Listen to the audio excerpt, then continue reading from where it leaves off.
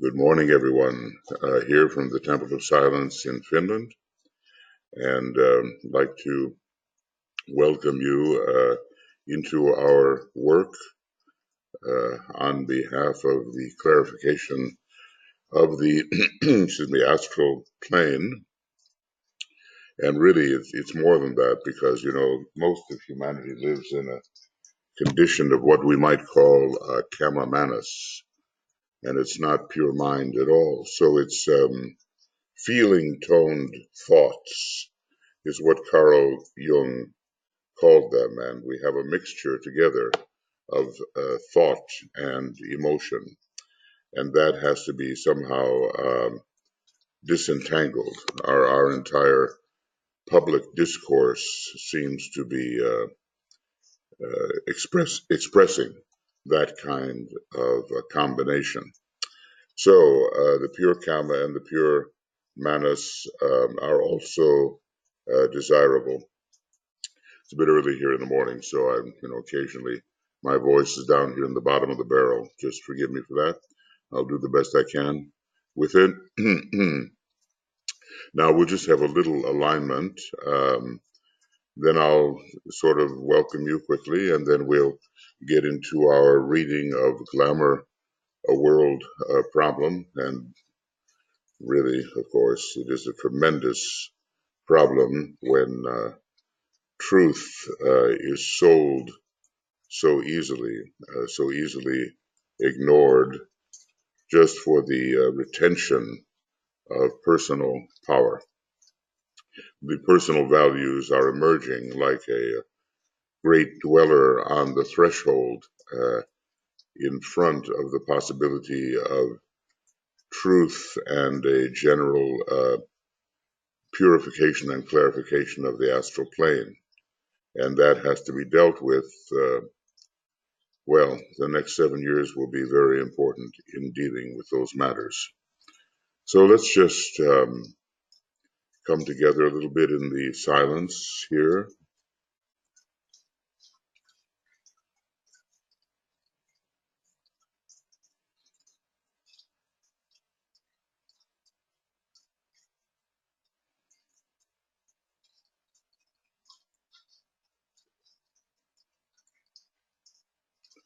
And as we begin to coalesce under the law of cohesion, we offer ourselves as a group to the ashram and to the hierarchy to help bring a condition on the astral plane where truly love and wisdom can manifest, and not the tremendous distortions which have nothing to do with truth. I mean, we are working on all of these related glamours, and this glamour of lying, of falsification, of misrepresentation of that which is perceived, and also of the inability to perceive the truth. We're working on all of those right now.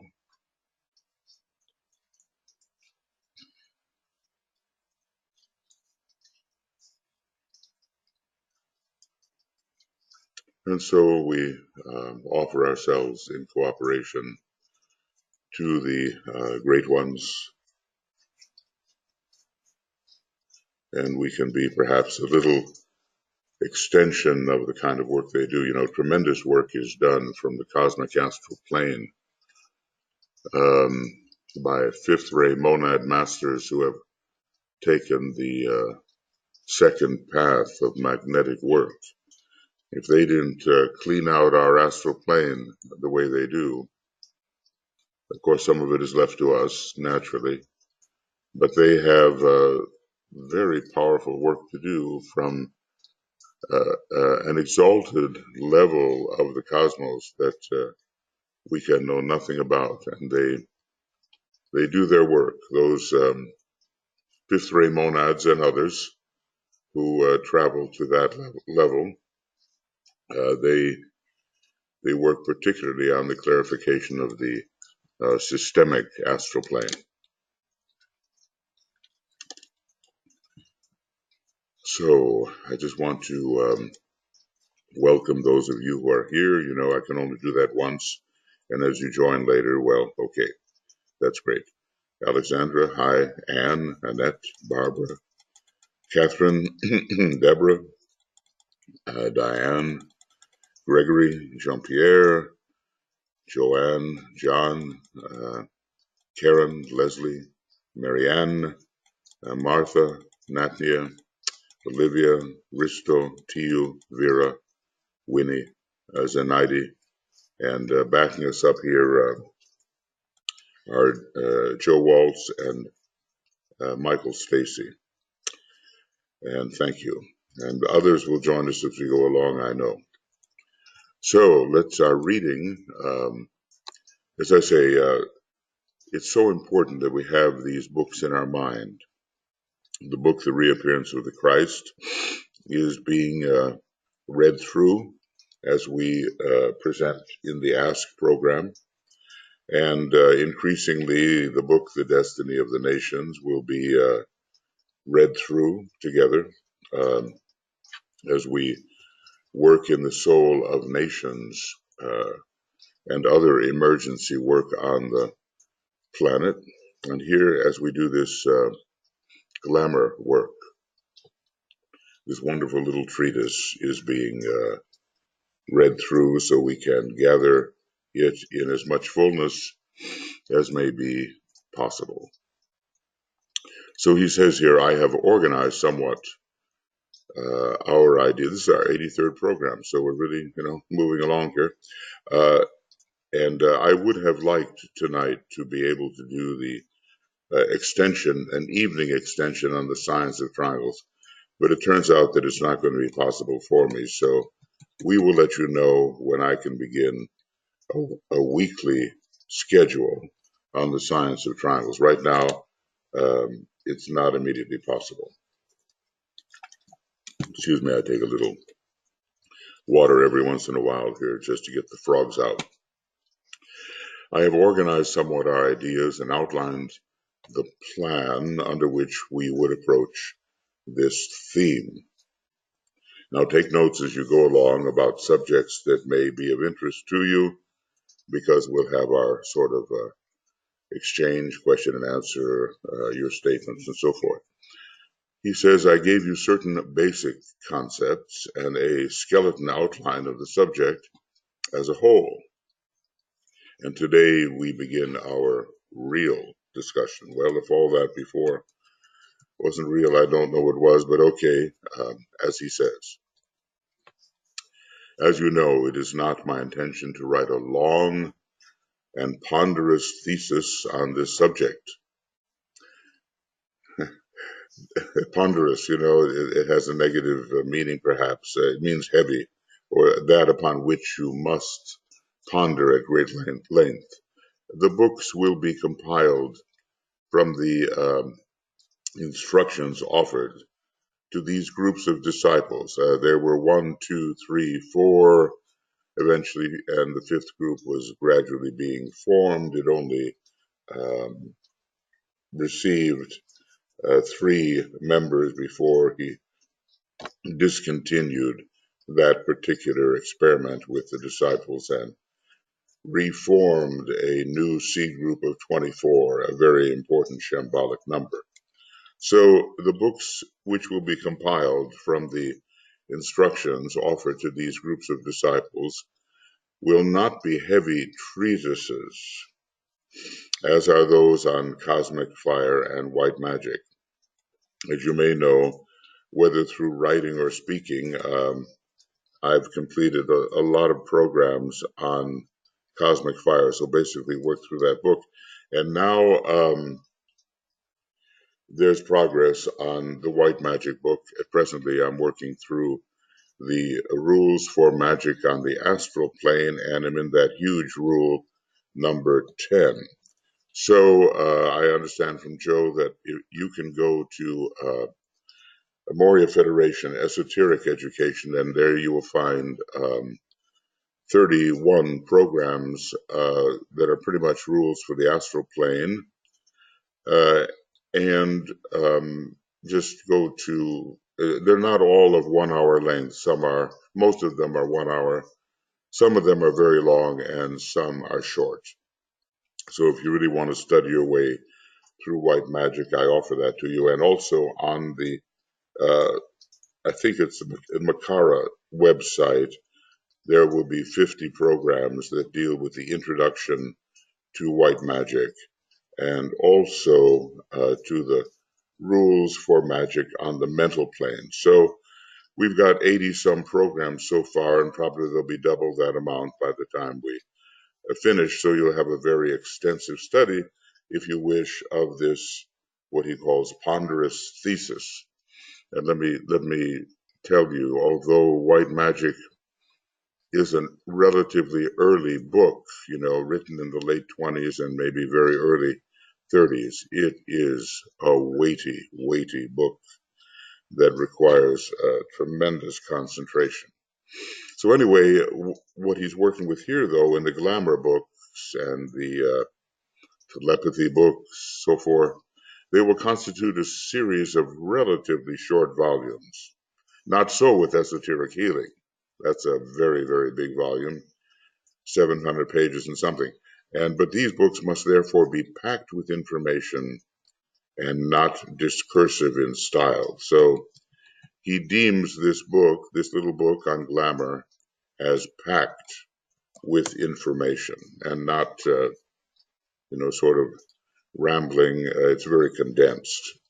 Above everything else, my brothers, these instructions must be of a definitely practical value and must leave the student with the realization that he understands better the subtle world of thought currents and the forces in which he dwells. So, sometimes, that's not going to help too much if I change pages. And that he knows better the means he must employ and the technique he must follow if he is to clear his path. Now, there's one of those vivid images. Clear his path from darkness and confusion and to follow on to the light and harmony. I suppose he thinks we live in darkness and confusion, and indeed in many ways we do. You know the old mantrams, which it's well to memorize, lead us from darkness to light, from the unreal to the real. Both of those relate to glamour. From death to immortality, from chaos to beauty, that's the number 4, and number 5, finally, from the individual to the universal. And we are entering this age, Aquarian age of universality, where for some people at least, that kind of progress will be possible. But we do very well right now if we can go from darkness to light and from the unreal to the real.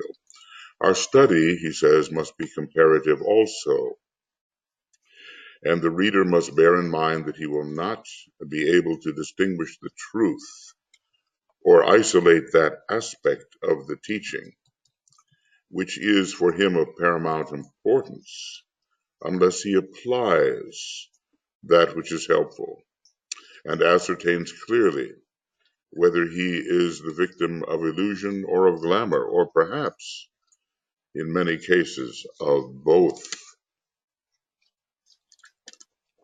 In the last analysis, he must know where he stands before he can take the next needed step forward. Of course, and this is where people, are not truthful with themselves. They do not really see, all of us, exactly where we stand and what is the real next step forward and not the imagined next step. You may remember that DK tells us that the 2 things most important for every aspirant or disciple to know will be the constitution of the human being and the next step forward. Think of it.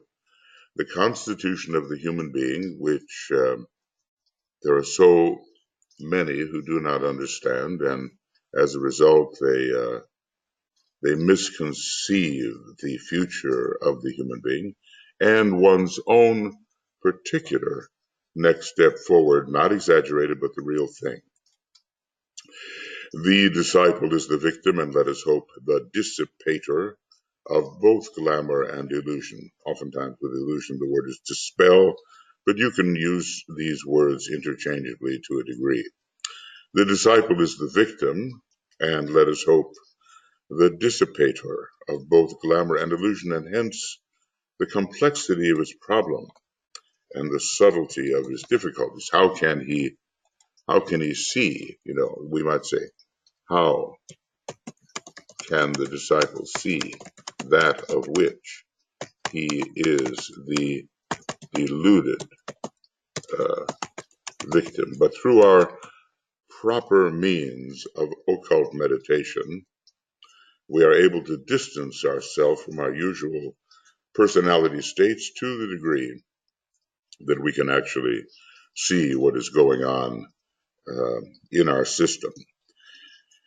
That self-sight is so utterly important, and there big mistakes are made. And of course, under the impress of glamour, observation can be mistaken unless we really, really free ourselves using the occult methods DK has given us to free ourselves from individual glamour.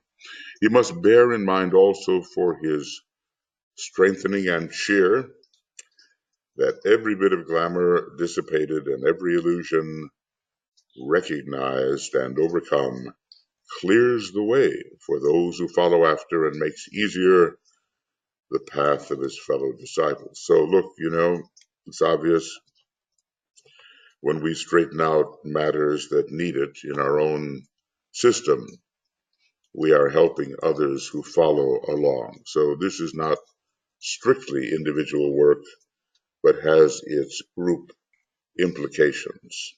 This is par excellence the great service, and it is to this aspect of it that I call your attention. Hence my attempts in these instructions to clarify the issue. Let's just say self-clarification has great, eventually, group value.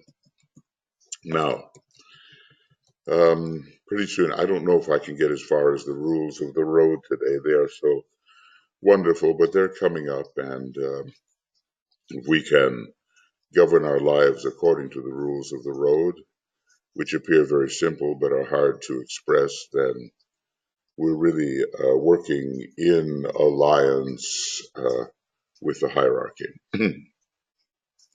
One of the problems which confronts the aspirant is the problem of duly recognizing glamour when it arises, and of being aware of the glamours which beset his path and the illusions which build a wall between him and the light. It's kind of interesting how he looks at illusion as a wall builder. It has a lot to do with mental forms and walls of forms which prevent us from seeing the unity. So when under the state of illusion, the great heresy of separateness is very pronounced. I mean, the masters somehow, when they look around at this complex world, they see a unity. They see a oneness. And the question for us is, do we see with any kind of continuity and consistency that unity and oneness?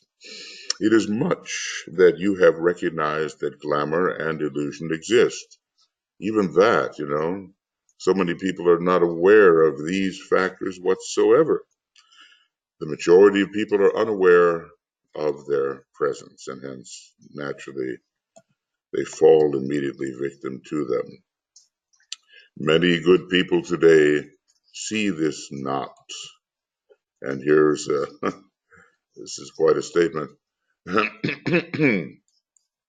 They deify their glamours and regard their illusions as their prized and hard-won possessions. You know, people have pet, illusory ideas that they hold on to for dear life. They have their ideals as well and their orientations, which are false, and they cling to them and make a truer perspective of the world not possible for them at that time, so long as they hold, excuse me, to unrealities, as long as they hold to unrealities. Okay, let's continue a little bit. The very recognition in its turn, however, carries with it its own problems. So unable is the average disciple to free himself from the glamour-making faculties developed in the past, and so hard does he find it to preserve a due proportion and a proper sense of values in regard to the truths of the mental plane. Well, you know, I always like to emphasize certain things and make things bigger and smaller and highlight it and so forth. Now, you may notice here these words, due proportion. And I want to say that the sign Libra, when used properly, is very effective in helping rid ourselves of the distortions of glamour. Libra, so very important because it is the sign of a proper relationship and balance between factors such that none of them are exaggerated with respect to each other and none of them is minimized with respect to each other. So Libra is one of those signs which can be so effective. And of course, the ruler Venus, it's a prominent ruler in the sign Libra. And Venus brings in that fifth ray focal point of light at the forehead, which we use in connection with our dissipating beam. That is part of our technique of light. A hard-won truth, he says, and the principle of reality can be grasped, and then around it, the disciple can build the easily formed illusions of the mind, which is just beginning to find itself. So just because we have an aspect of reality, an aspect of truth, does not guarantee that it will remain such, because our tendency is to build illusory forms and also to look at that truth or that principle as if it were the whole thing, rather than see it in proportion with all the others. Proportional viewing of life, a true estimation of oneself and others, is what is needed. And then we can avoid, this distortion and the etheric veil of distortion, which is so related to glamour. The glamours of an emotional nature can emerge and gather about the ideal, and for that is as yet unclarified and prone to attract to itself that which, emotionally and sensitively, it believes itself to be and have. That's quite a sentence. Let me read that again, please. The glamours of an emotional nature can emerge and gather about an ideal, even a very good ideal. But for most of us, that ideal is not yet clarified and is prone to attract to itself that which emotionally and sensitively it believes itself to be and to have. Now, I've mentioned this before, but In the Second World War, Germany represented glamour, and there was a tremendous idealism, and the following of the people carried away by this vision of being far better than they were and of being part of the master race. It was a great illusion, and the emotions attached to it made it a glamour at the same time.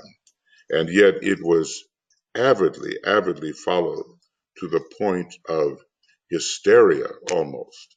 Now, one thing to remember, look at the astrology of those who produce the most glamour and the nations who have produced the most glamour, and you will see in the case of Germany at that time that Pisces was the ruler of the personality of that nation. And of course, the abundant enthusiasm of the Aries soul. And you can see how the people could get carried away by this exalted feeling of being higher and better than everyone else. Of course, the people of every nation have to improve, and we are all potentially masters. And one day the whole human race will be a master race. But the separatism of it was inexcusable. And there we probably are dealing with the fifth ray mind of the German nation. I believe DK doesn't say this, but when you see how the Germans think, the fifth ray is very prominent there. Okay, let me illustrate my point from two angles, both of which are entirely in the realm of discipleship or encountered upon the path of probation. And that's what we should be interested in because, supposedly that is where we stand. We will call them the illusion of power and the glamour of authority. These seem to be bringing in the first ray, do they not? This form of words will show you that one is to be encountered on the astral plane and the other upon the mental. Now, the glamour of authority is even now sweeping through humanity, and we have the rising again of the Nazi movement, and we have many unthinking people who are looking for their Führer, for their leader, and they want to give their responsibility for leading their own life over to a great leader, the glamour of authority. The glamour of authority is a mass glamour in most cases, and demagogues can prey upon it so easily. It has its roots in mass psychology and is one of the indications that humanity is at the nursery stage as yet, wherein men are safeguarded from themselves by the imposition of some rule. You're thinking here of the Ten Commandments, thou shalt not, and so forth. The imposition of some rule, some set of laws, some authoritative dictum emanating from state control, from the rule of an oligarchy, that's emerging as well, the rule by the rich, or from the dictatorship of some individual. I'm sure you see the danger as you assess the kinds of leaders which are emerging at this time. It's not just in the United States. Maybe that's one of the worst examples. But in Turkey, in the Philippines, in Hungary, and there are a number of these extremely authoritative individuals, power individuals, and there's the willingness of the mass to give over their God-given right to think and determine for themselves and simply follow. This is a part of the last ditch fight of materialism, which DK predicted would be coming along. And I have a feeling, I don't know, but I think so, that the next 7 years will be very important in determining whether humanity will succumb to its irrational factors or whether it will take up its responsibility to think more and more within the light. And so hence our responsibility as disciples um, is going to be very heavy, and I hope we're ready for it. Anyway, this glamour of authority, you can see, I mean, goodness, Italy was swept by it. You know, the Duce, the leader, the German Führer, Germany was swept by it.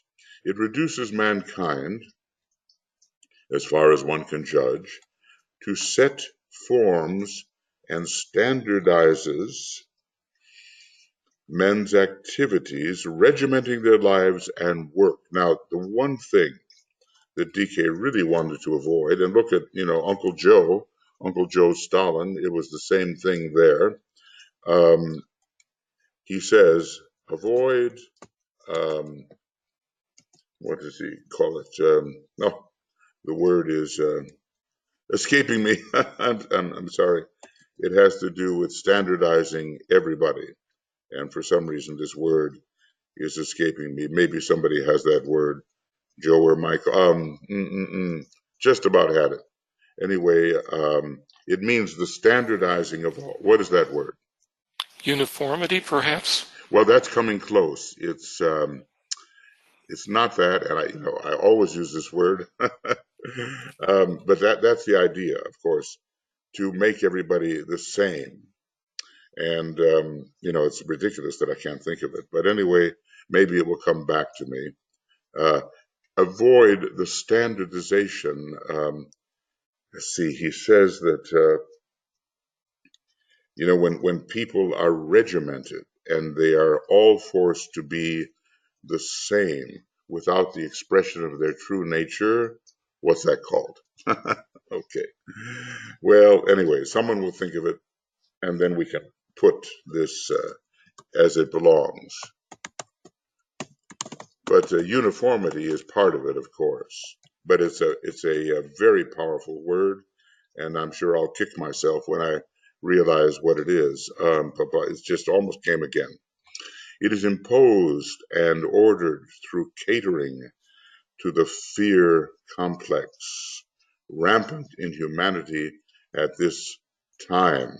Now, I've just got to say, we've had an announcement recently coming out of the United States where the leading individual says, if you impeach me, the stock market will crash and you will all become very poor.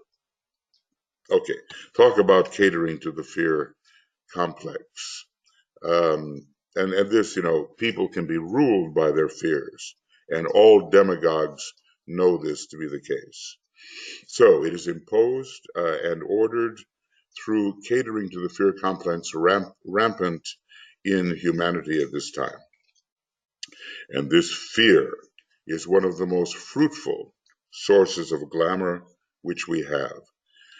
We have self-pity, we have suspicion, we have criticism, and we have, in general, fear. So let's put those down as sources. We have, self-pity. What did I say? Self-pity. Must be my morning here. And criticism and suspicion. Suspicion. How about typing and fear? We might perhaps, with reason, regard it as the seed of all glamour on our planet. Well, that's a bold and powerful statement. That's built into matter, that type of fear, that recoil from the light, that recoil from a more expansive point of view. Fear has been the incentive to those conditions which have brought about the glamour of the astral plane, though not the illusions of the mental levels of consciousness. I would say, fear for glamour and separativeness for illusion. Now, we can't just encapsulate it exactly that way, but it gives a hint. When the glamour of authority transfers itself into the spiritual consciousness of man, we have such a state of affairs as the period of the Inquisition in its worst forms of spiritual authority, church authority, with the emphasis upon organization, government, and penalties, or the unquestioned rule of some teacher. Now, we've all experienced this authoritative sort of approach, and we've witnessed people rebel against it, and we've witnessed people acquiesce. You know, this word, I think it begins with an S, and it's almost formulating there. And to tell you the truth, I've never forgotten it in my life, except at this very moment. So I'm really hoping to be saved by one of you uh, about. He says it's not that we're fighting any particular nation. We're fighting this kind of standardization where all are being made exactly the same, and therefore the will of God cannot get through. I don't know what this block is in my mind at the moment, but there it is. Okay, so I've witnessed some amazing things in relationships with people, obviously carried over from a previous incarnation.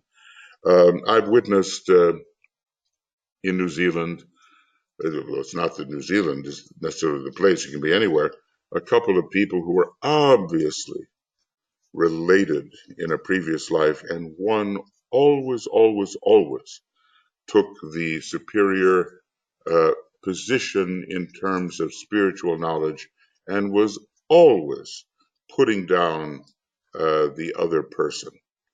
And you know, you probably have seen this assumed spiritual authority, this power complex, and the person more or less acquiesced because that was the way their relationship had been built.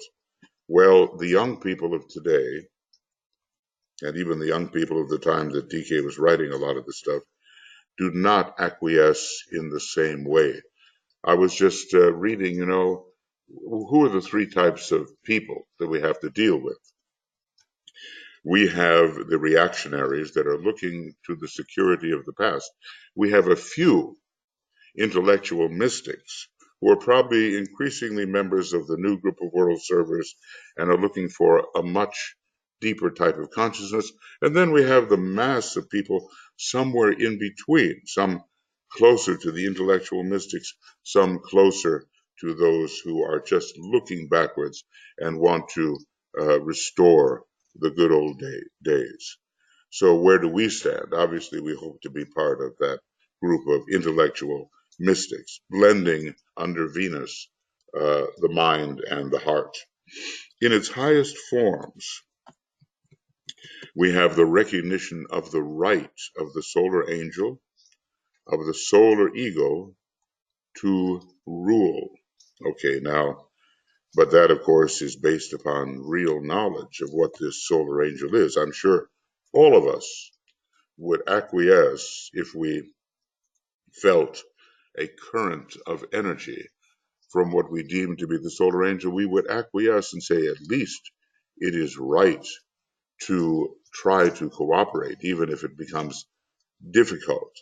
So, you know, a human being in a false hierarchy taking authority and the true hierarchy of angels and of graduate human beings, there's a huge gulf between these things.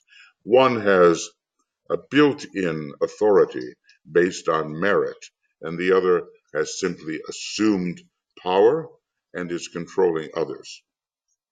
Between these two extremes, which express the infancy of the race and the freedom which comes when mankind achieves its majority means three-fifths, you know, it's sole rulership.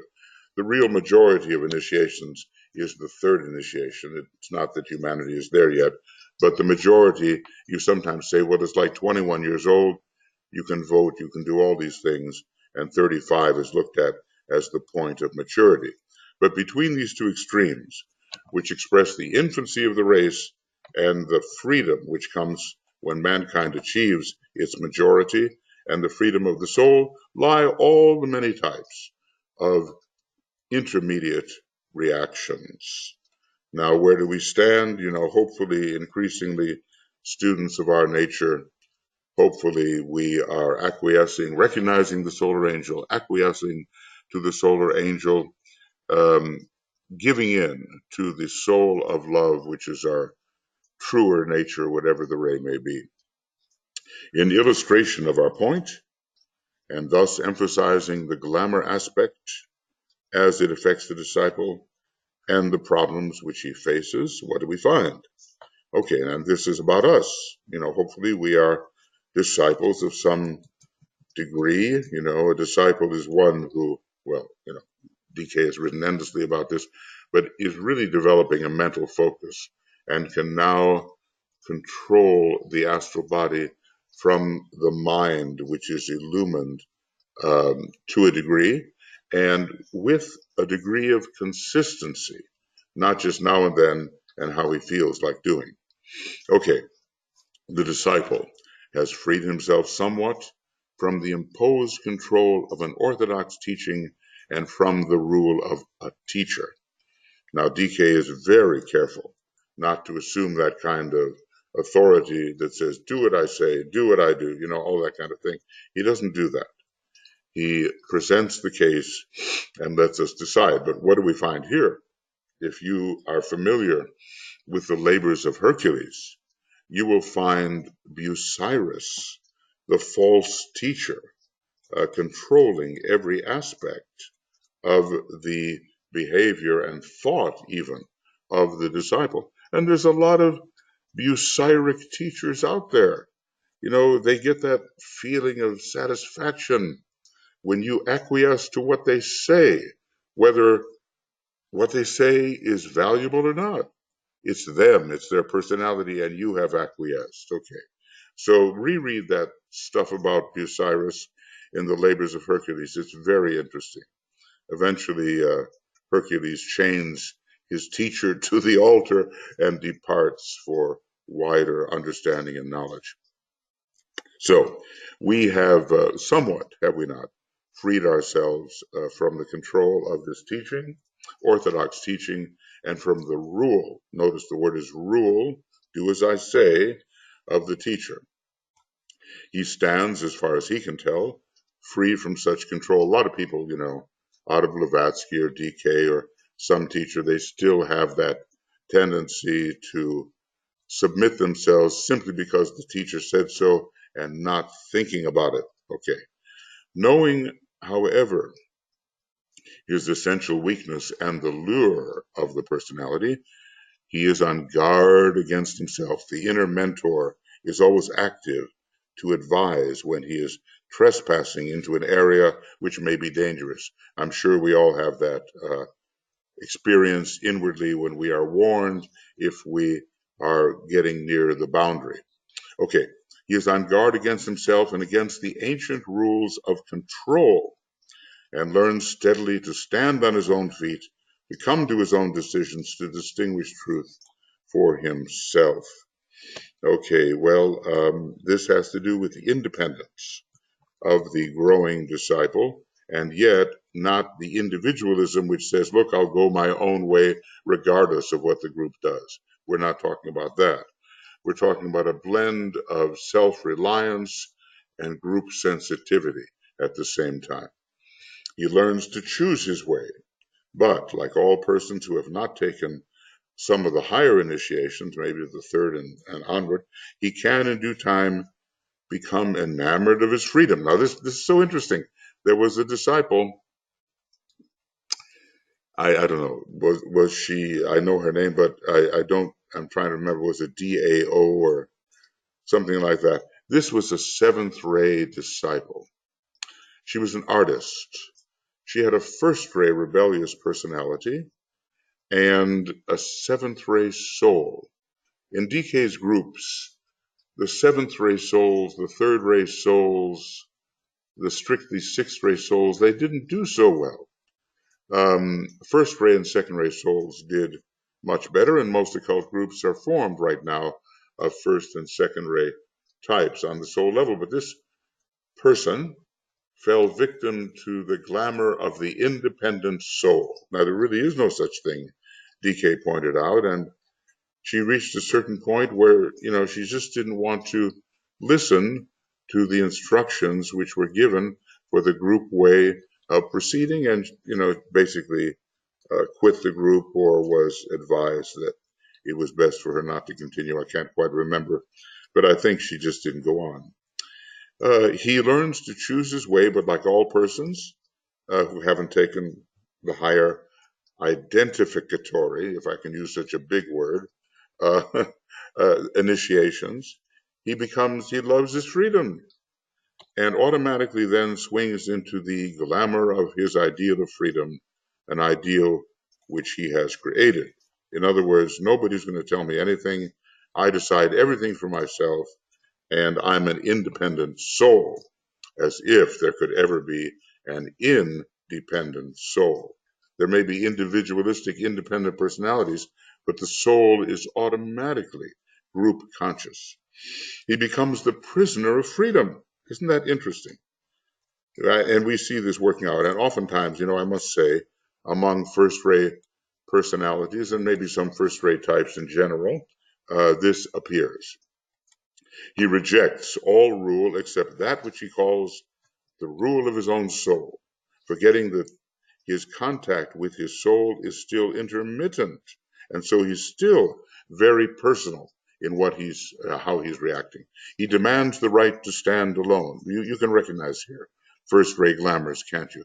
He revels in his newfound freedom. He forgets that having given up the authority of a teaching and of a teacher, he has to learn to accept the authority of the soul and the group of souls with which he is affiliated through his karma, his ray type, his choice, and the inevitability of the effects of the at-one-ment. So, in other words, from one trap, he falls into another. And whenever there is this attitude, that I always stand alone, and that's more important than my affiliation with my group brothers and sisters, we are in the realm of glamour and certainly of illusion. Well, this is to be studied, isn't it? And sometimes it goes along, in very bad cases, with narcissism, thinking you're the only one who can save the particular group that you're associated with. I remember that after, I sometimes think I had some kind of German incarnation here, but I remember that when everything was crashing down upon Germany at the end of the war, and everything was destruction, and the people were in famine and being destroyed and so forth, Hitler said of the German people, they were not worthy of me, he said. They were not worthy of me. His megalomania had become so extreme that he wrote off his whole nation because they were not ready for such a great leader as he was.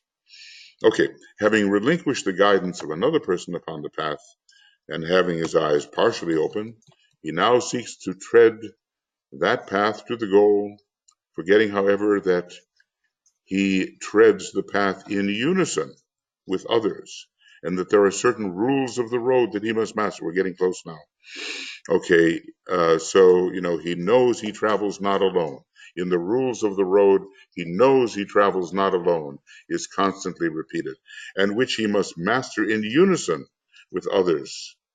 He has exchanged the individual law for the group law, but does not yet know that group law as it should be known. He marches on as best he can, alone, glorying in the freedom from authority which he has succeeded in achieving. He promises himself that he will brook no authority or guidance. Gosh, it seems like one pitfall after another awaits us. Let's see where these rules of the road are. I don't know. No, it's too far. We can't get to them right now. Here they are, the 6 rules of the path, the rules of the road. But we're too far along, or maybe not far enough along. We cannot do that right now. So he will brook no authority or guidance. I've seen this over and over again when you look at the glamours induced by the personalities. And look, another thing too, you think all of our glamours are induced by our personality ray, but that's not the case. The personality can grab on to the quality of the soul and use that soul quality for its own personal purposes, meaning that even the soul ray can be distorted, and that glamour is not simply the result of the misuse of the personality ray. Those of us who are considering him and looking on at him from the clearer heights of attainment see him gradually becoming obscured by the wisps of fog or by a glamour which is gradually growing up around him as he becomes a, wow, look at that, prisoner of the fog of freedom. Just think of what DK has seen and all these other masters as people struggle their way into the light and fall into one trap after another. He becomes prisoner of the fog of freedom and revels in what he deems the fact of his independence. When his sight is cleared and that's such a, remember that there was one very, very glamoured individual. He was a third-rate soul in DK's group, and he says, well, you're in a dark room, and there's a little window, and it's all fogged up, and it's all dirty. Clean your window, and then DK in the next instruction would say, yes, you've cleaned your window somewhat, and you see outside a little better. And in the next instruction, he'd say, your window has fogged up again, and you can't see through it. So when his sight has cleared, and when his mental aspect, that fifth ray thing, is more developed and unfolded, he will know that the law of the group must and will impose itself upon him. Now, when you read the rules of the soul, they all have their basis in group life. In esoteric psychology, too, you will recognize that. When his sight is cleared and when his mental aspect is more developed and unfolded, he will know that the law of the group must and will impose itself upon him, and that the rule of the lower nature has only to be exchanged for the rule of the soul. Now, how simple, but have we done it? Have we ended the ancient authority of the threefold personality? Have we exchanged the rule of the lower nature for the rule of the soul? And do we discern those moments when, in fact, we have achieved that exchange? Excuse me. This is a group rule and works under the law of the group. He has struggled out of the mass of seekers of the road, those who are looking for the road, the path, the real path, which really begins, I suppose, at the first initiation, and onto the road itself. He is walking the road, but how is he behaving? That's the question. He is therefore ahead of the masses, but he is not alone. DK is, he's kind of preparing us for this constant mantra that he gives. He knows he travels not alone. The soul is group conscious, the second subplane whereon our causal body should be found, has the siddhi or psychic power called response to group vibration. Okay, so he's not alone and he's on the road. He is therefore ahead of the masses, but he's not alone, even if he thinks he is. He will discover many others who are traveling the same way with him, and their numbers will steadily increase as he progresses. There's a book by the German author and thinker and mystic and psychologist Hermann Hesse. And he wrote all about the mystery schools in a book called Magister Ludi, which is all about the leader of a mystery school. But okay, what was I going to say here? Further, the book is called The Journey to the East. And it's all about the traveling towards the light of the sun and being joined by ever more of humanity who is going in the same direction. And some of the very famous people are there. It's a journey to the light. I get goosebumps when I think about it, but I read it 50 years ago. It's a very inspiring book. So he's ahead of the masses, but not alone. He will discover many who are traveling the same way. The rule of interplay, of travel, and of group recognition and work and service will impose themselves upon him until he finds that he is a member of the new group of world servers working under the conditions which are the rules governing their activities. Now, I'm going to stop there right now because it's given us a very beautiful goal. To be a member of the new group of world servers is not just say, oh, well, I'm helping people, so I'm a member. Well, not every man and woman of goodwill is necessarily a member of the new group of world servers. As a matter of fact, I may have said this before, but look, it's composed mostly of those who have achieved the second initiation and beyond. So to be a true member of that group, you're supposed to be on the outlook for those who are in the process of taking the first initiation.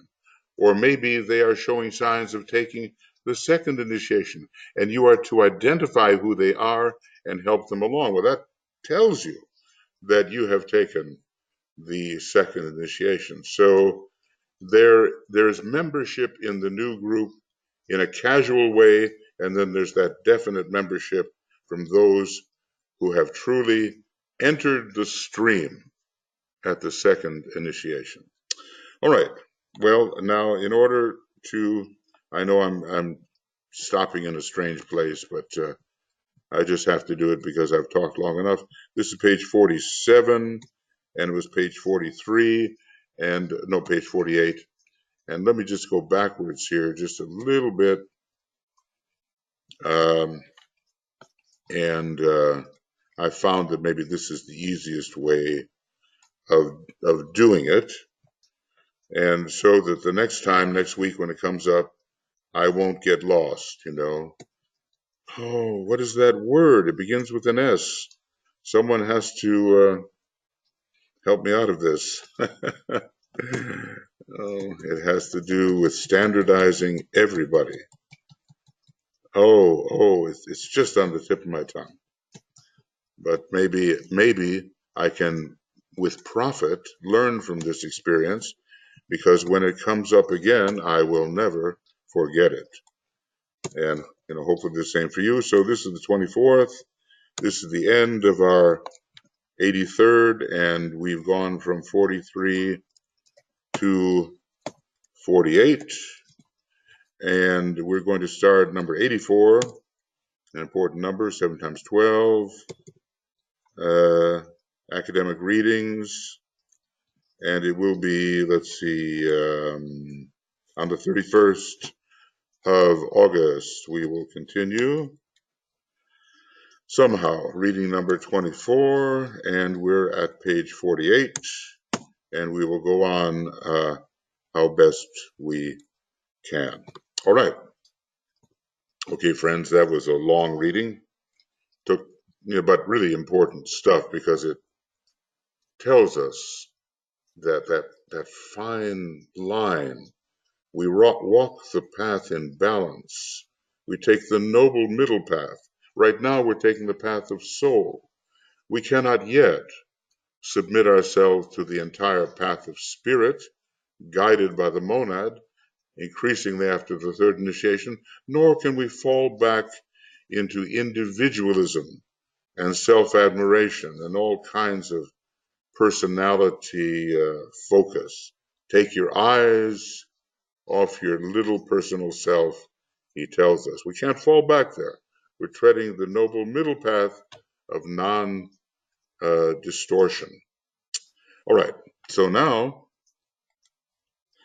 let's have, before we do our meditation, and we will next time, we will take up, I think we can, the rules of the road. I hope so. And I'm just going to read the first one to give you an idea, and maybe you've studied these. I was once teaching in Denmark, And the wonderful man who was sponsoring all this, he says, "Why are you teaching us all this simple stuff? Rules of the road. Everybody knows that." He was an Aries type, and had a first-rate personality, and he was quite gruff, wonderful guy. And I said, "Well, this is really, we've got to do this." And within a month or two or three, everybody had disobeyed just about every rule of the road. So it was completely correct. The road is trodden in the full light of day, thrown upon the path by those who know and lead. Naught can then be hidden, and at each turn a man must face himself. They're wonderful. They're just wonderful. And if we could live according to them, we would eliminate so much glamour. The very last thing that is said in them after all the rules are gone through, he knows he travels not alone. All right, and then we'll get on to the illusion of power and all the rest of it. Okay. So now it's your turn. I know I do this differently than Francis. He has a wonderful way of doing it. And I don't know, it's just the Aries approach, I guess. It's just different. So if you have questions, thoughts, or ideas, the destiny of the nations has, okay, Anne, I'm looking here. Well, yeah, these are all open webinars. Yeah. And the destiny of the nations is all about when Tuija presents the Soul of Nations broadcast. It's there that we will be reading the destiny of the nations, okay? Has it started is what you're asking maybe. Yeah, it's been going on, and increasingly we will be using that book. Okay, there we are. Okay, I'm following the YouTube programs. Thank you. Okay, great, Anne. Thank you. Homogenizing.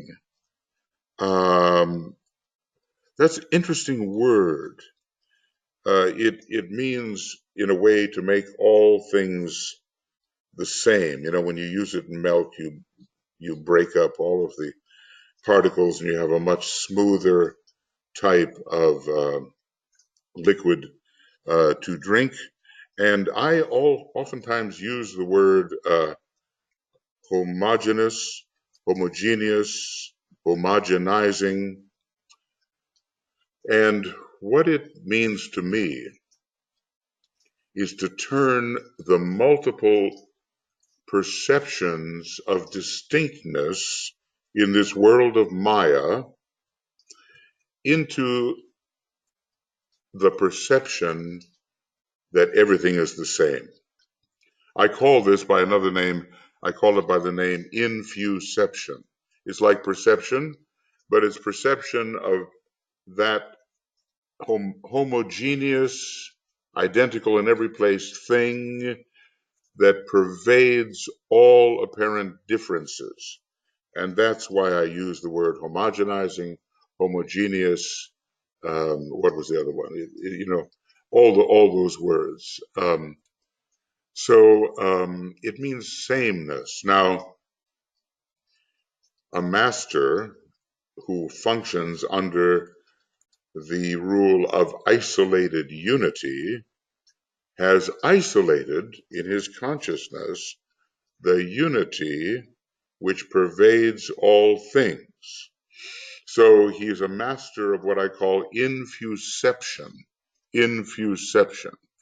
And that doesn't mean that this master cannot handle difference and relationship and all kinds of right interaction. But at the same time, he sees everywhere the homogeneous beingness out of which all diversity has emerged. So that's a state of consciousness that I'm always struggling to achieve in various ways. And if I ever get around to writing my new book, which is about seeds of the infinite, I hope to offer some methods of achieving that homogeneous homogeneous consciousness, which reveals unity in all diversity, and which reveals the one within the many that actually is the many. So that's my little take on the word. I'm sorry. And here I am waxing about this. No, that's not it. Hey, but it's a great word. It's a great word. No, when this word comes up, maybe I've got to write you all or ask Joe and Michael how we can reach you all. When the word appears, it's going to be so, I've never forgotten it in my life. So the fact that I'm forgetting it right now means that I have to pay special attention to it when again it surfaces. He says, this is the one thing, this is the sin that Russia committed. It's not communism. It's this intent to standardize everybody in a kind of a gray area. It's almost there. Okay. Anyway, I'm being tantalized by this, and when it comes up, I swear to myself, I'm not going to forget this thing again. All right. Thank you, Catherine, for the attempt. But it's a good word. Good word. All right. Now, let's see, Vera. Let's see.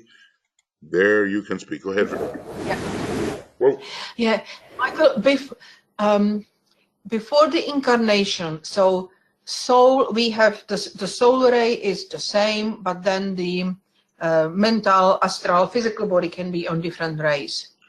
Yes. Does it need certain precondition, or can the soul just say, oh yeah, this time I will have this ray or that ray, or say doesn't need to be some sort of like some sort of experience, quality already there around which the next body is going to be created?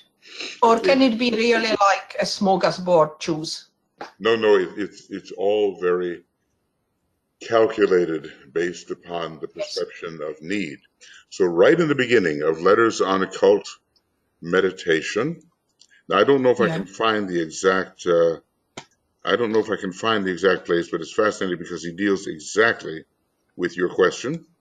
And basically he says the soul sounds the note of the causal body.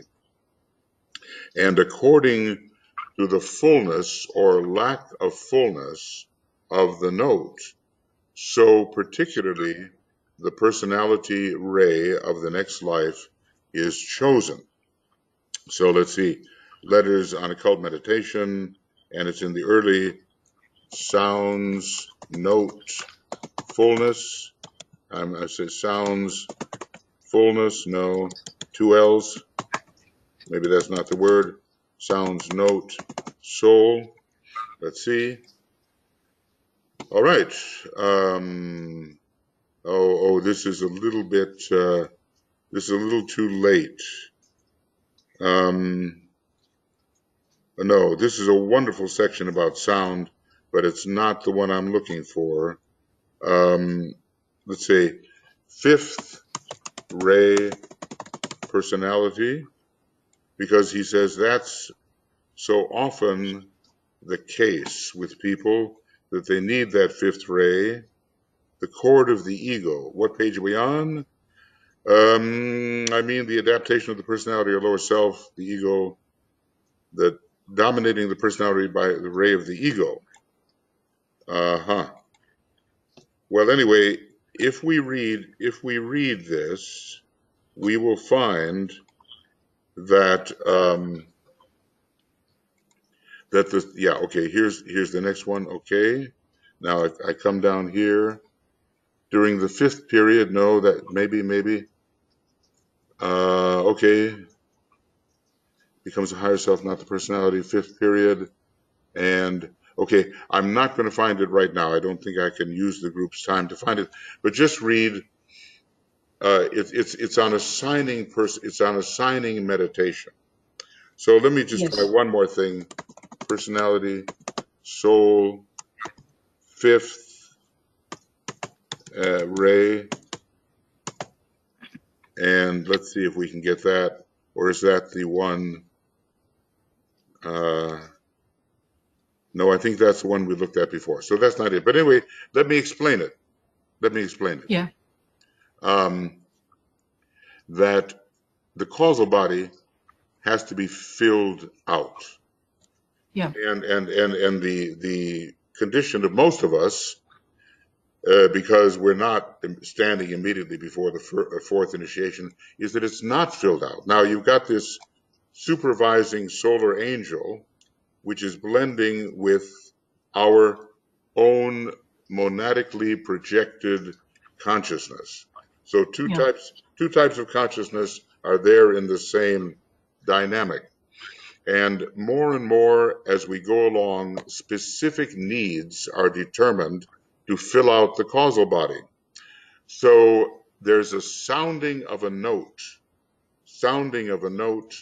which occurs before incarnation and tells the solar angel, or whatever it is within us that's building all this, what is the quality needed, what are the rays needed. Now, look, it can be the same ray for a number of lives together on the personality or the mind. And look, even the soul ray may be changing. In two cases, in the case of HSD and ISGL, the soul ray was changing from the sixth ray to the second. So a soul ray can change one time, maybe even twice, 642, like that. So that is a complication. But the solar angel knows this stuff, and it can choose anything. Alice Bailey said a disciple can have any ray on any vehicle. She basically said that, though it's probably a very rare thing. But look, even a fifth ray physical body was predicted by DK for a certain disciple. And in examples, he even had fifth ray astral bodies. So is it like a smorgasbord? Yeah, you can choose anything, but it's all based on great forethought and the intelligence of the solar angel in combination with your own vision, because now you have progressed to the point where you are alive and well within the causal body before incarnation. Does that clarify things a little bit? You did clarify. Thank you. Thank you very much. I wish, look, this is my morning for not being able to find things. I'm sorry. Michael? Yes, Michael. John Pluta has a long question. I can see that. I'm kind of looking at it, and thanks, Mike. Interesting, there is a contradiction between what was earlier read tonight, such as not simply following the rule of a leader via glamour, or illusions such as expressed from a governor, or president, or mass media, versus the individual who's finding and working with his, but the master is so eminently reasonable, and the master is working on soul levels, and the master is really part of yourself, and is not an authoritative sort of dictator. The master is you inside out. It's a great difference in identification. So it's not really a contradiction. The master in the heart is what we actually are. And I remember once, it happened to me, we all have our spiritual experiences, but I saw a picture of the hierarchy in my mind, and there they all were, at least the ones that we're familiar with, and they were all the same being. I just realized they're just all the same being. They were distinct, they were different, but they were the same being, and I was that being too. So it's a different kind of approach identificatorily with the master than it is with a dictator or someone who doesn't know you, someone who's just laying down their own rules. Anyway, master of the heart, which understanding may actually be slightly different or diversified from a group understanding, and as such may have something to add to the group. Yet, if it is a group working from the personality level, when thinking it is working from the soul level, glamour, such a group could be making all to conform to such a group and miss the actual soul quality. Yes. This one has to add. leading to missing the one thing the group needs from a diversified soul, which, John, I can't possibly answer at this point. I would have to take this long paragraph, copy it, and go line by line here with you, which may have one thing the group soul does not know yet, such as a Leo soul adding its part or a part not quite known to the group, that thinks it is working in Aquarius fashion, and Leo is needed too, of course. The Tibetan warns about the danger of this group personality in the Aquarian age. Well, look, it's an instrument. The personality is an instrument. It has to have diverse qualities. Any quality can be used by the soul, any quality. Leo is not necessarily a contradiction to Aquarius. It may be a supplementation to Aquarius. And he says, in the new age, you're going to have a lot of Aquarius Leo activity. You will have dynamic individuals at the heart of groups, but they will generally conform to the Aquarian ideal, even though they may be Leonian.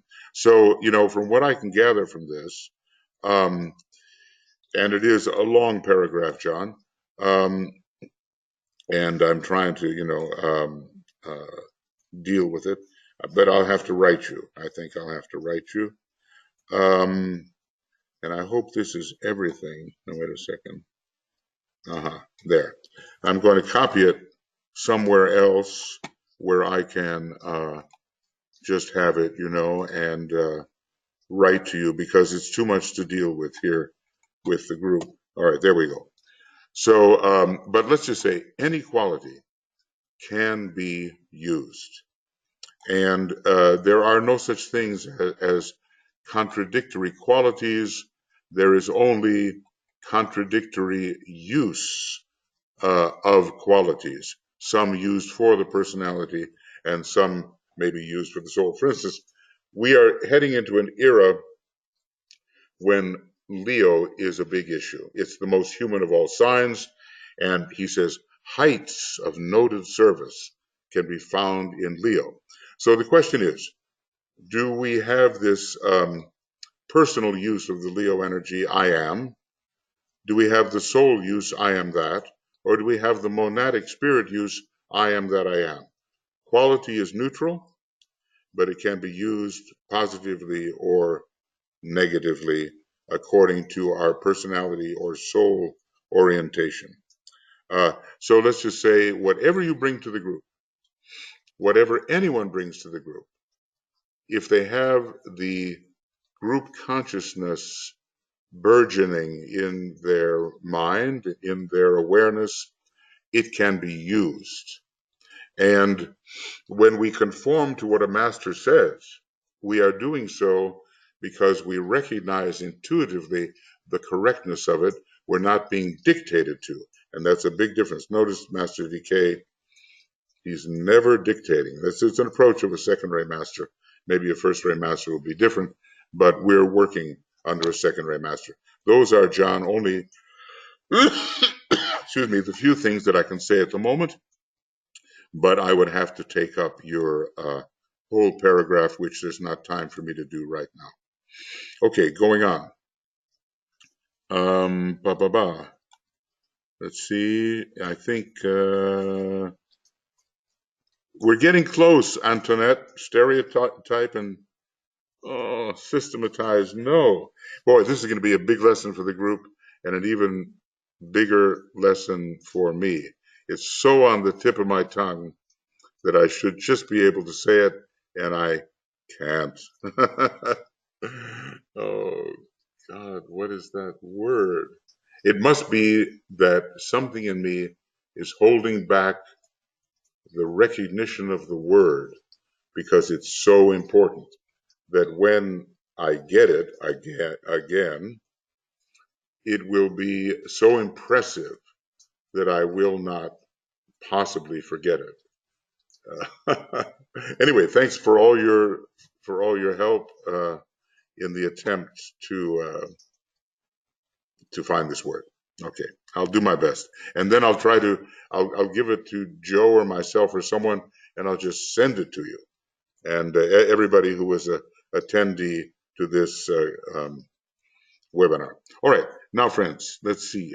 Before we begin our meditation, and we must soon, are there any other thoughts that you want to ask, or things you want to say, or questions you may have? Anything else? And Joe and Michael, help me if I miss somebody here. Antoinette suggested that maybe it is or is not socialism. No, it's not. Socialism has its downsides, but it's like, oh, this is a lesson to me. And I'll tell you what it's teaching me when I get finished with this. Because, you know, I've been studying these books for 50 years, and I've never forgotten this word.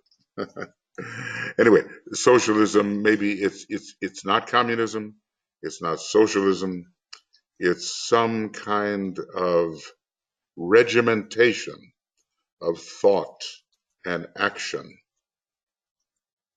that standardizes everybody and prevents their quality from really emerging and enriching the whole. So I can kind of, you know, define its downside without getting the word. Thank you. Okay, anybody else that wants to? Okay, Olivia, let's see. Where are we? Right. Okay. And remember, Olivia, do you have that in somewhere in the chat, your new video? I think we talked about it last time, and some people have been asking about it, and I've given them the link, but there it is. Okay. Death and Dying Well, from the teaching of Master DK. Okay, so we're getting very good reports on that, and you can find it there. Okay, well, we're getting close to the point where we're going to have our meditation. If there are no other questions or statements that you want to offer. I'm seeing no other hands. Okay, Michael, thank you. All right, then let's just get on with it. It's a great little section we've been dealing with, and we're going to learn, finally, folks, to become masters. You know, we've got to stand on our own 2 feet, and DK says, look, and I've told you this before, and you probably know it, that in the immediate future, many initiates of the 5th degree, that's mastership, okay, are going to be needed, So let's get on the ball and follow the age-old rules which will lead us securely to achievement, because we are conforming to invariable laws. You know, let us read the 14 rules for the individual and apply them. And in group formation, as much as possible, let us read the 14 rules for disciples and initiates, and in group formation, apply them. They will be good for hundreds of years, and beyond. Okay. So now we get on to our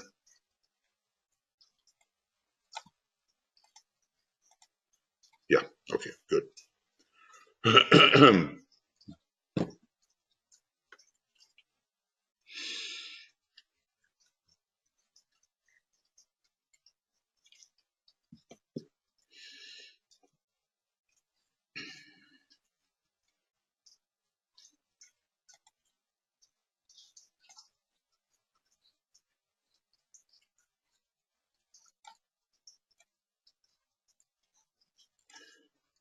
So we're working, you know, with this lying, this untruth, this misrepresentation, this refusing to report what the perceptions register, and instead changing it until it no longer bears a congruence with the registration. So in the quiet, in the silence, we'll just, again, for a few moments, get the sense of the fact that we are a service group and we're offering ourselves as coherently as possible to this work.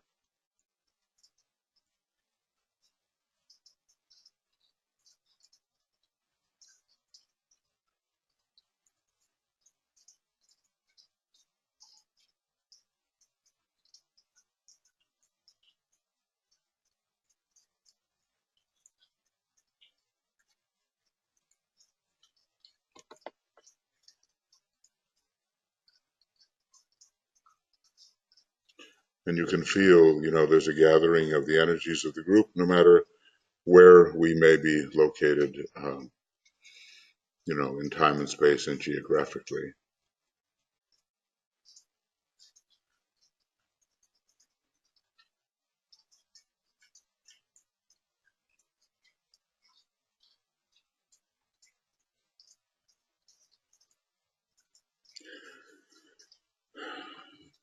Now, maybe some of you are having your own little groups where you do this, and then you can take the full 10 minutes. First, our protective formula, and let us always remember that we need the protection in working in this most dangerous of all areas where the majority of humanity is so susceptible. So, the cross of divinity, and we say this: as a soul, I work in light, and darkness cannot touch me.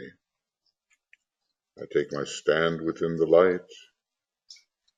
I work, and from that point, I never move.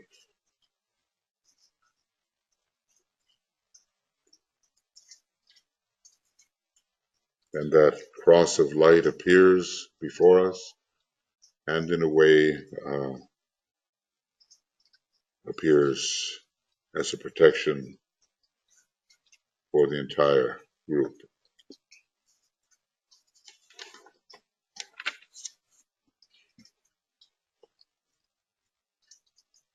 And we visualize that.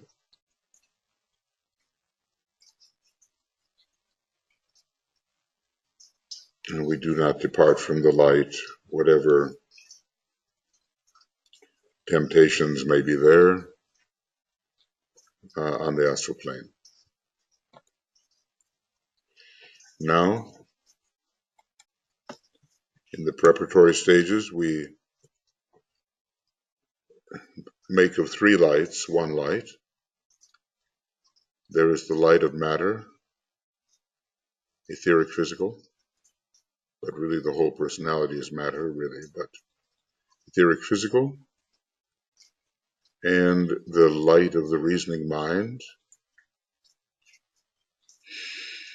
And we bring them both to the mental plane, where we can control.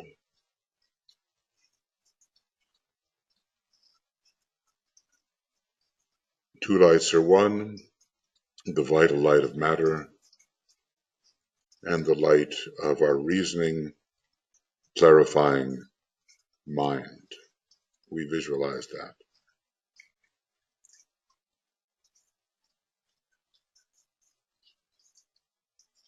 Now we reach into the area of the soul and acknowledge, imaginatively at least, that we are contacting the supervising angel of the presence, solar angel, angel of the presence. Spend a moment in that contact.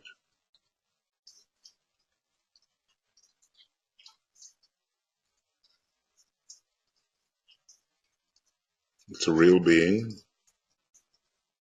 very patient, present for millions of years.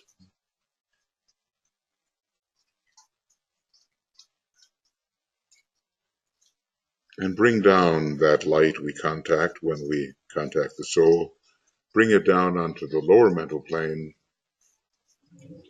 probably the fourth level,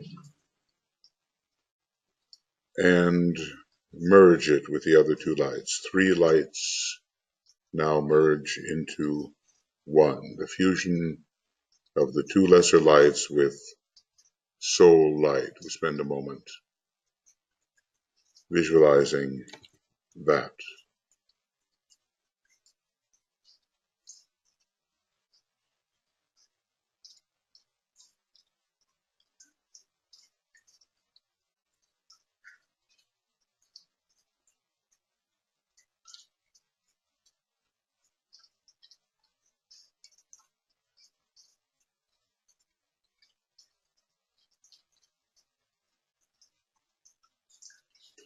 Soul light, mental light, material light, merged as one. And then we say together in that visualization, the light is one. And in that light shall we see light. This is the light that turns the darkness into day.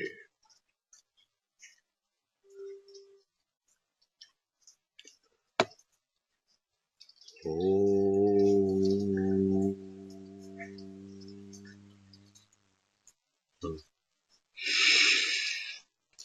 Oh.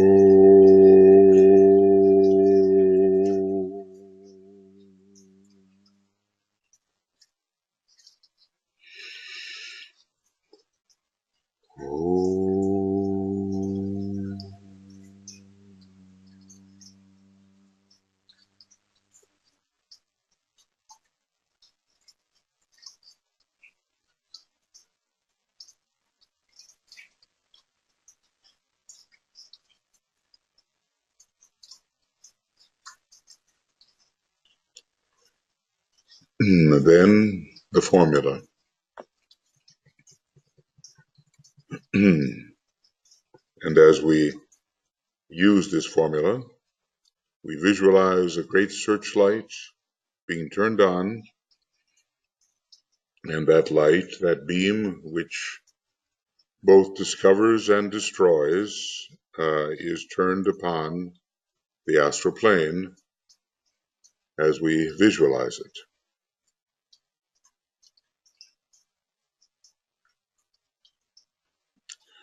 Radiance are we and power. We stand forever with our hands stretched out, linking the heavens and the earth, the inner world of meaning and the subtle world of glamour.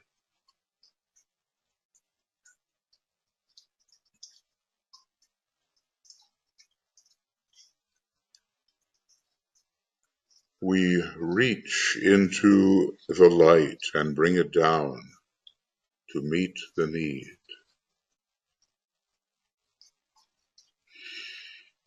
We reach into the silent place and bring from thence the gift of understanding.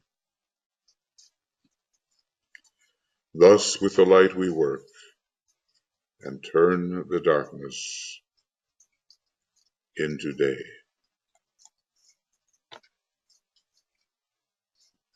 So our beam extends out onto the astral plane.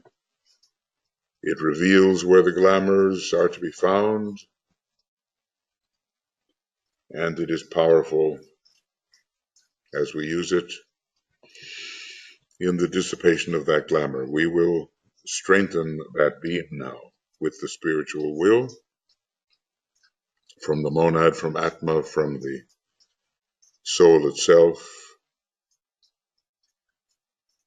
Will fortifies our beam.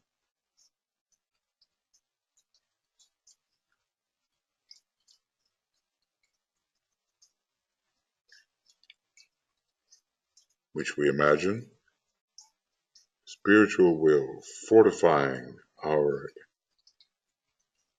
instrument of revelation and destructive power.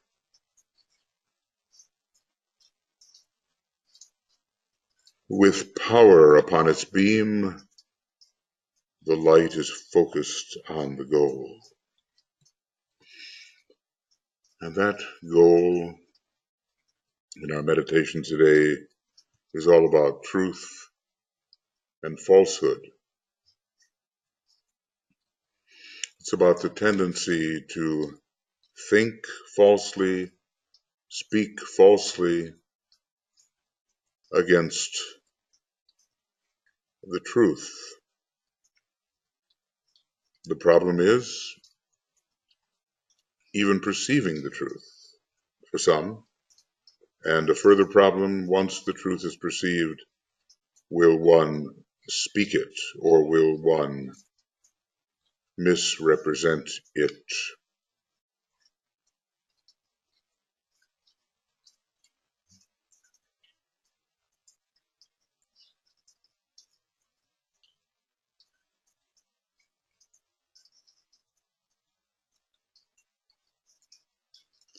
So it's all about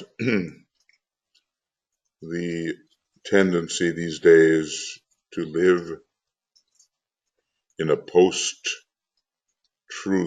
era. Truth doesn't count anymore. You can make it up, you can lie, you can say whatever you want without connection to the facts. So we know with the fifth ray how important is truth. So let's just think for a moment about the consequences of this kind of misrepresentation of the truth. What are the consequences? What does it do to humanity?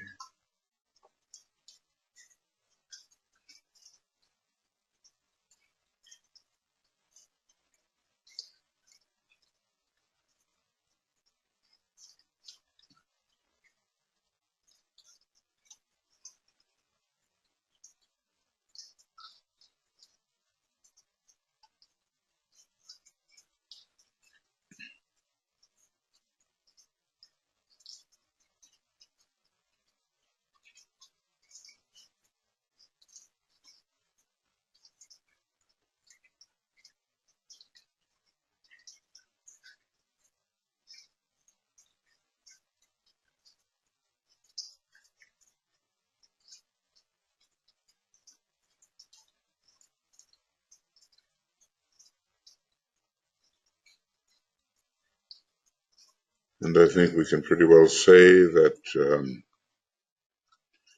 disaster awaits those who do not base their thoughts and actions upon the truth.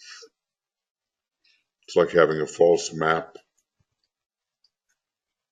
You go off into uncharted territory with a false map, and where does it lead? You become lost. You don't reach your goal. You live your life on false premises and you waste your energy.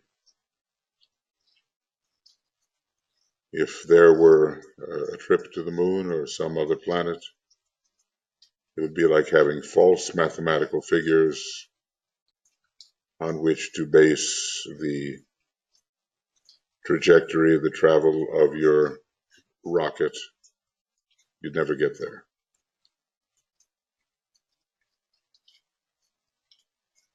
So we would have then a misguided humanity. But now we'll deal in our own way with this glamour by using the words of power.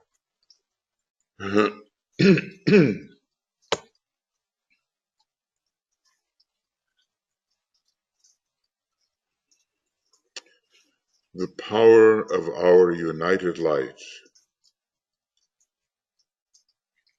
prevents the appearance of the glamour of lying, of misrepresenting the truth.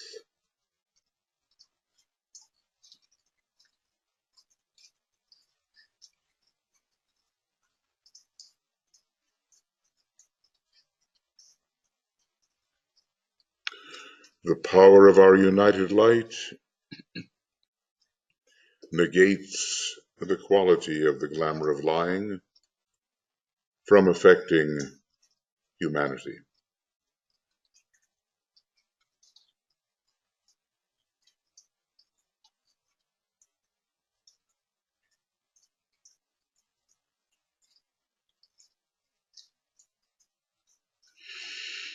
The power of our united light destroys the life behind this glamour of misrepresenting the truth, of lying. Now we're going to work with these words of power in the silence as a group and individually, and do your best to visualize the beam penetrating into the glamour and producing its weakening and its dissipation. So 5 minutes of silence working in this way with intensity of purpose as the work is seen proceeding.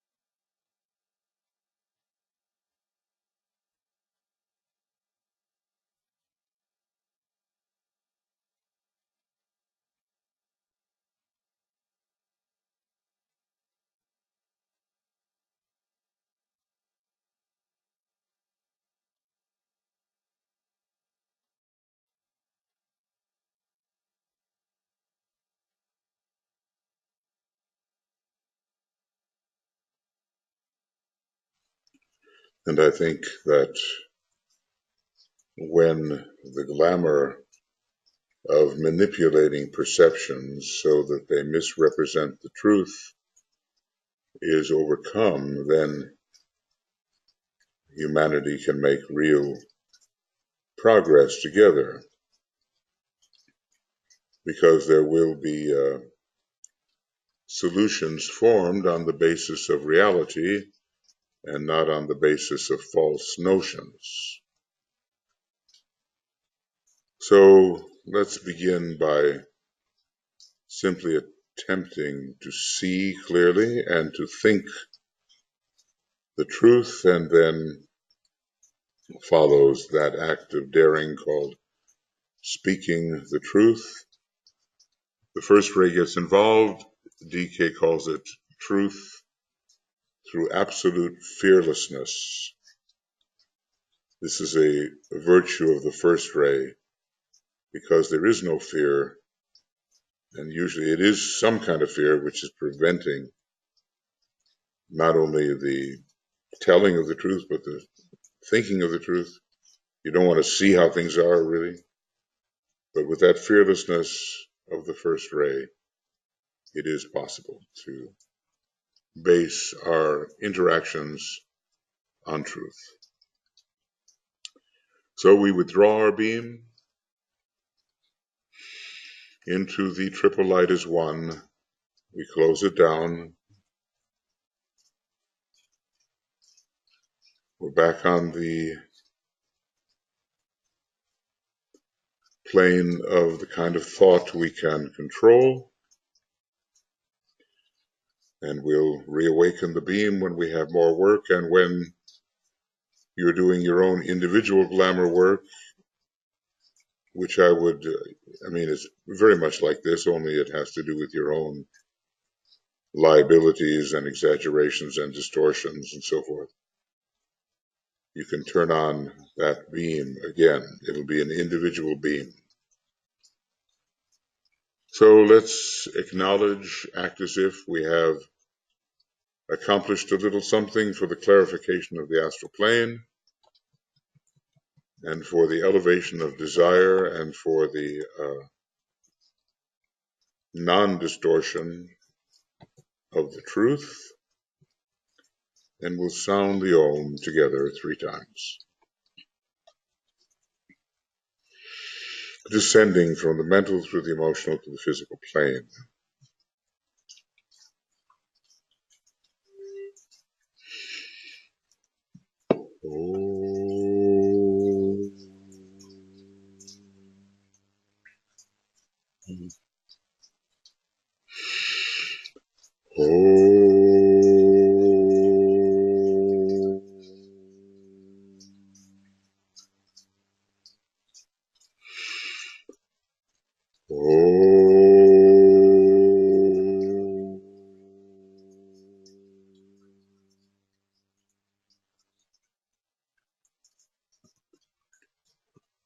When Blavatsky was studying and working with the masters in Tibet, being trained, she said, "I know a youth so pure that no lie would ever escape his lips." And that was Master DK. He wasn't a master yet. He was probably a 4th degree initiate and became a master in 1875. But our teacher knows what he knows, can see what he sees, because of the habit of interior and external truth. And obviously, otherwise, we're just dealing with a house of cards. Okay, friends, thank you for being here. And like I say, if you're a member of the Blue Rose Sisterhood, among whom are Shiva brothers, at 10 o'clock, 10 o'clock our time, 7 o'clock GMT, we're broadcasting using the one YouTube link we are now using, only one. And I don't know if, Joe, can you throw that YouTube link into the chat box if it's not already there? If I've given you enough time to do it, or Michael. We're working with this interim of 24 days. 24 is the Shambhala number. So we call them the Shambhala names of Mary, Mary being really the earth in its pure material state, having its matter purified by higher purposes. The analogy is a very high one. It's the purification of all substance. We're dealing with that, and also with kind of a 5-day pentagrammic approach to the full moon. DK recommends 3, 5, and 7 days. We've chosen the 5-day approach just to remind ourselves of how we build up to it, celebrate the coming full moon, and then distribute all of that. And it looks like tonight, if this is correct, let's see, Joe, when exactly is the full moon? Do you have that? I should, I can get into because I have here tonight the Virgo pre-full moon at 8 o'clock GMT. So it looks like that's when it's taking place, even though it kind of may have escaped me. But I think the way to do that is very quickly to, looks like we're getting there, and we'll say lunar phase, and okay, and the full moon, goodness, this should be more like,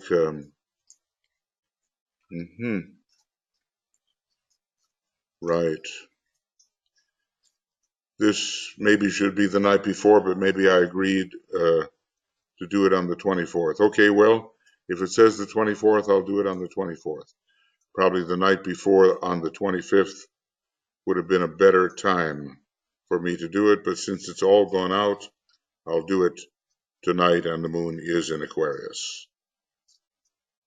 Well, I don't know how that happened. Anyway, thank you for your attendance, and we will be with you. Looks like 7 o'clock tonight, 8 o'clock tonight. Still more things coming. It will be a webinar this evening for the pre-full moon, and it will be a broadcast at 11, it will be at 7 o'clock for those who want to participate or are thinking participating in the Blue Rose Sisterhood. So friends, farewell for now, and we'll be working together.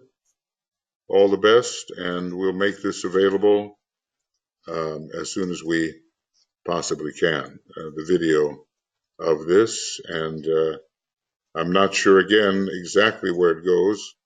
It may be going on Makara or YouTube, I'm not sure. I'll try to be more clear about it, but it will be soon available. So all the best to you, lots of love, and we'll be seeing you as the full moon in Virgo is approaching. Okay, many blessings.